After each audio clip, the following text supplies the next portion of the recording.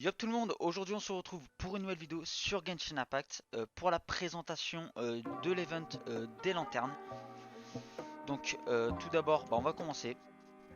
Alors nous venons d'avoir aujourd'hui le 11 février les richesses honorables, des bonus de connexion et on pourra débloquer jusqu'à 10 pierres de la fatalité en tout.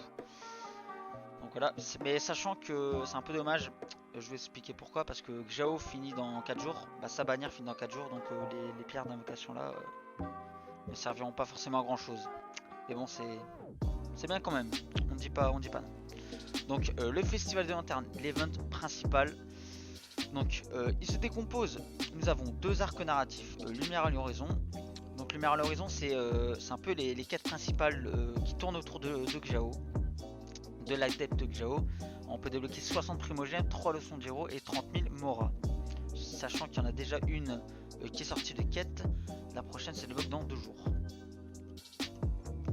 Ensuite, nous avons anecdote du festival. Alors, les anecdotes du festival, c'est un peu des requêtes, les requêtes des habitants pour les vannes de lanterne. Donc, c'est un peu des quêtes secondaires qui nous donnent, il me semble, 30 primogèmes.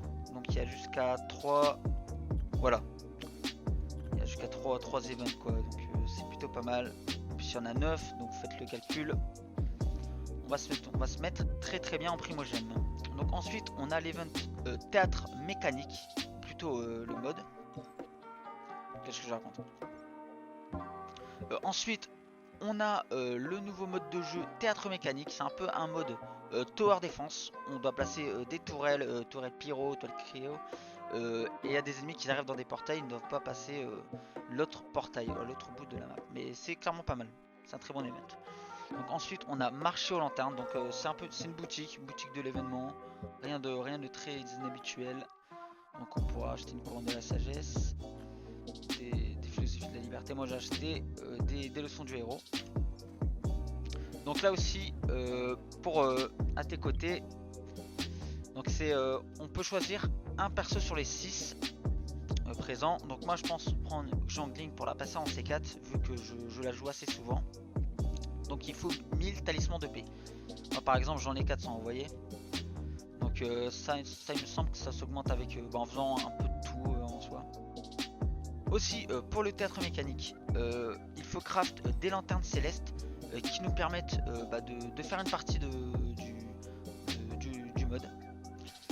Donc là on peut voir des sortes de défis, par exemple terminer une partie du théâtre mécanique en difficulté 3 ou supérieure en ayant gagné au moins 490 points. Donc ce qui nous donne ça, et ça c'est ce qu'on peut dépenser dans le marchand, au marché plutôt. Donc là on va voir les canons hydro, canons pyro. Donc en gros, quand on finit une partie, on débloque des points qui nous permettent d'améliorer nos canons. Donc plus on joue en fait au mode, plus le mode est facile en fait. Donc là vous voyez j'ai canon pyro niveau 4, le recyclant niveau 3. Donc je vais aller tester une partie pour vous montrer comment ça fonctionne. On se retrouve directement dans la partie. Donc on y est. Alors il faut savoir que toutes les maps sont différentes en fonction de la difficulté. Par exemple vous avez la difficulté 1, là je suis en difficulté 1 ou 2. En gros c'est un peu les multiplicateurs. Donc ici on a des emplacements qui nous permettent de mettre des tours. Donc moi je vous conseille de jouer avec des persos à forte réaction alimentaire. Par exemple Barbara. Donc et de jouer. Je vais pas les mettre ici. De jouer de l'hydro. Non du cryo. Cryo, pyro. Et avec potentiellement un hydro. Donc clairement, bon j'ai pas assez de points. Et quand on tue des ennemis on débloque justement des points qui nous permettent de mettre de nouvelles tours ou d'améliorer nos aptitudes, nos bonus plutôt. À chaque fin de partie, on a un sorte de marchand. On peut acheter des bonus avec les points. Je vais vous montrer ça juste après. Donc je viens de finir cette vague. Donc comme je vous l'ai dit, ici on peut sélectionner des arcanes pour le plateau.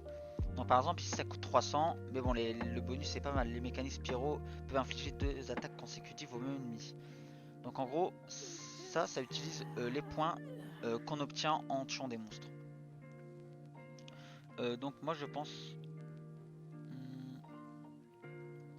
prendre celui-là. Après on a le choix aussi de ne pas en acheter. Hein, donc maintenant ici on peut replacer des tourelles. Donc là un nouveau portail vient d'apparaître. Je vais mettre Pyro. Pyro et un cryo. Et je vous conseille aussi de mettre des recycleurs. Donc voilà, le recycleur V3 récupère beaucoup plus de points. Finificus des ennemis vaincus et a une large portée. Donc ça honnêtement c'est clairement très bien. On va lancer la nouvelle vague. Donc là maintenant ça arrive des deux côtés.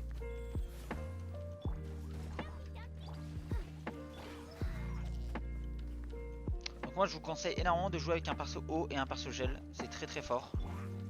Par exemple là vous voyez je l'ai. Bon ici ça passe.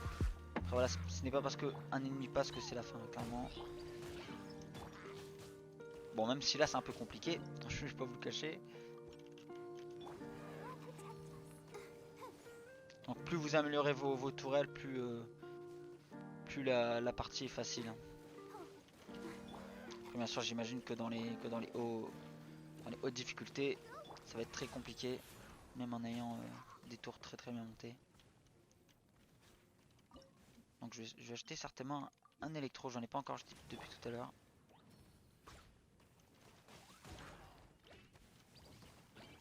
Donc là vous voyez qu'on a une limite de 20 monstres qui peuvent... au-delà de 20 monstres qui passent le portail, bah on a tout simplement perdu. Ça m'est encore jamais arrivé mais j'imagine que c'est comme ça que ça fonctionne. Donc ce que j'ai oublié de dire c'est que les dégâts de vos persos, en gros on ne peut pas mettre de dégâts sur les ennemis. Donc ce qui compte c'est d'avoir le perso, les persos qui peuvent faire le plus de réactions élémentaires. Ou bump les ennemis. Bump c'est aussi pas mal sur ce mode. Ça permet de gagner du temps.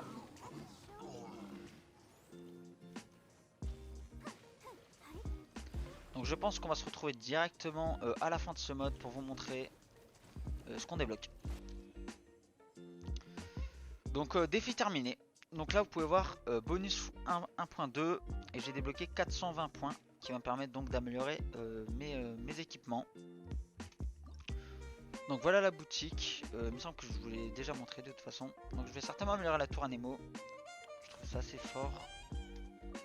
L'améliorer pas au niveau 3. Et mieux repousser plus loin. Donc vous voyez qu'on débloque des sortes de buffs. Attaque 1000. Je vais améliorer le canon à Nemo. Donc voilà. Bon les gars, c'est la fin de la vidéo. J'espère que ça vous aura plu, que vous avez appris tout ce qu'il y avait à savoir sur le nouvel event de Genshin Impact. N'hésitez pas à mettre des commentaires constructifs, ça me permettra d'améliorer les contenus de mes vidéos. N'hésitez pas aussi à passer sur ma chaîne Twitch. Je stream du Genshin Impact et d'autres jeux. Donc les gars, je vous laisse là. J'espère que vous avez apprécié. Salut!